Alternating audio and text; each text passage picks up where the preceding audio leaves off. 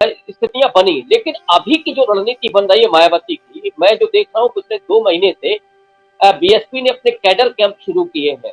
और कल भी जब उनका जन्मदिन मनाया जा रहा था तो भी जानकारी मिल रही कि हर जिले पर लोग एकत्रित हुए थे और मायावती के संदेश को वो एक दूसरे के साथ शेयर कर रहे थे और आगे की रणनीति तैयार कर रहे थे। कल आपने तो सुना ही होगा उनका भाषण।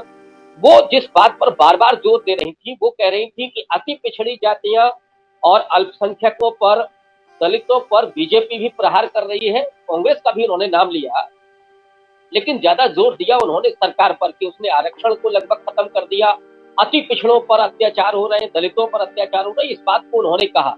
तो जो उनकी अब सोशल इंजीनियरिंग हो रही है उसको वही पुरानी कांचीराम साहब वाली है कि पिछड़ों में भी अति पिछड़ी जातियों को, दलितों को और अल्पसंख्यक को, ये 3 समुदाय वो एड्रेस करना चाहती हैं और वो जानती है कि विनिंग कॉम्बिनेशन है। और जैसे अति पिछड़ी जातियां करीब 15% यूपी में है, 18 से 20 क्या 21.5% दलित है और इसके अलावा 18 से 20% मुस्लिम है।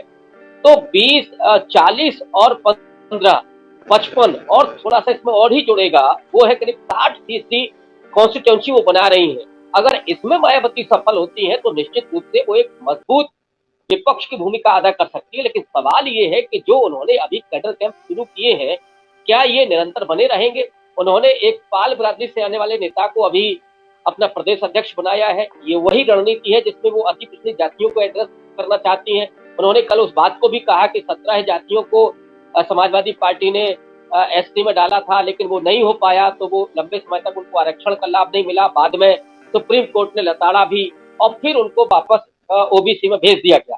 ये सारी वो बात जब कह रही है तो अति पिछड़ी जातियों पर ज्यादा फोकस कर रही है और यही वो कॉन्स्टिट्यूंसी है जिसको बीजेपी ने एड्रेस किया था। उसमें चाहे निषाद पार्टी हो, राजभर की पार्टी हो या केशवदेव मौर्य हो, इन तमाम लोगों को बीजेपी ने अपनी तरफ खींच करके और चुनाव में सफलता हासिल की थी पिछले दिनों। तो मायावती वहीं लौटना चाहती है और वो ये जानती है कि अति पिछड़ी जातियों को भी सिर्फ मुखौटों के अलावा और कुछ मिला नहीं है, बल्कि इसके उलट आरक्षण के जो हालात बने हैं और जो आर्थिक नीतियां हैं उसमें पिस कौन रहा। अति पिछड़ी जातियों के पास न तो खेती है और जो दस्तकारी उनकी थी वो भी अब खत्म हो रही है। बड़े बड़े जो उद्योगपति हैं वो मजबूत हो रहे हैं। तो ये जो मजदूर जाता था सूरत, दिल्ली और मुंबई, उसकी भी नौकरियां छिन रही हैं।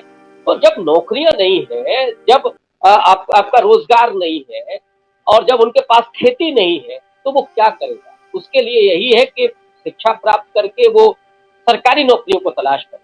मायावती ने पिछले अपने रेजिम में जो बैकलॉग की भर्तियां की थी और जो प्रमोशन में आरक्षण दिया था, वो उसको अगर ठीक से परिचालित करते।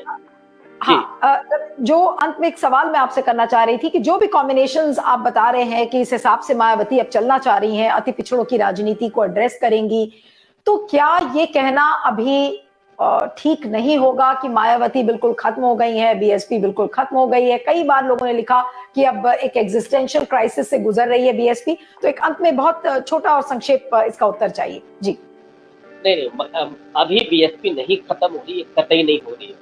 मायावती जब तक है और आज भी जो दलित समाज है, अति पिछड़ा समाज है, वो मायावती की तरफ उम्मीद से देखता है, चुनाव दर चुनाव देख रहा है। वो निराश हो रहा है, उसको बहुत अफसोस भी हो रहा है, दुख भी हो रहा है। वो चाहता है कि मायावती को एक बार लाल किले की प्राचीर से वो सामाजिक न्याय की राजनीति को फलीभूत होते देखे। तो फिलहाल तो ऐसा नहीं हो रहा है। हाँ, ये जरूर है कि मायावती की पॉलिटिक्स मजबूत होगी कि नहीं होगी।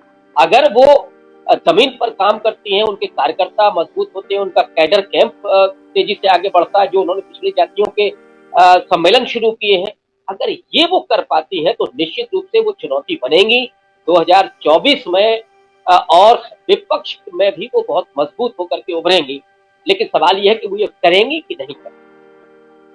Thank you so much professor Ravikant, आप इस समय हमारे साथ जुड़े, थैंक यू सो मच। और इस वीडियो को ज्यादा से ज्यादा शेयर करिएगा और फीडबैक भी दीजिएगा, लाइक करिएगा और बने रहिएगा क्यू वाइव पर बाकी लाइव अपडेट्स के साथ मेरे साथ पॉइंट ऑफ व्यू में।